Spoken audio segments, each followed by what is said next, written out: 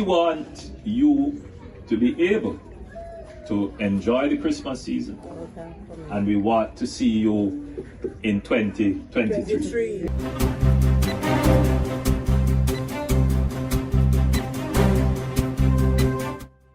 The law-abiding, peaceful citizens of Manchester, the assurance that we're going to keep you safe and secure, particularly in this Christmas season. Yes, sir. Now, the SOE comes to an end in a few days. The SOEs have been very effective in reducing murders, the intentional taking of life. There are those who are critical of the SOEs. There are those who, for various reasons, would like to see that there is cooperation on both sides of the aisle in the fight against crime. I too would want to see cooperation and support. We will continue to hold out hopes that there can be a bipartisan approach to solving crime.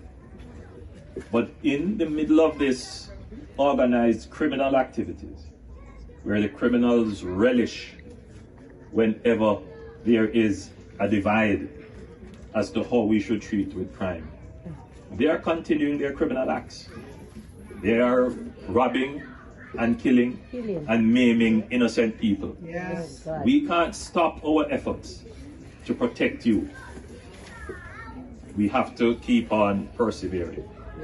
So I want to give you the assurance that when the SOEs expire, that the government will seriously and carefully consider the application of a new state of public emergency to ensure that we can save more lives. I have seen recently, as of last week, in Porus, where a business place was robbed and the two persons lost their lives as a result. Now I ask you to just cast your mind back a few years ago, and you would immediately recall that there were similar incidents that occurred not just in Manchester, but in Clarendon and in St. Elizabeth, where organized criminal gangs carried out certain activities to include robberies, sometimes very brazen in broad daylight, extortion, and housebreaking. There are organized criminal gangs operating right across Jamaica that are engaged in these activities.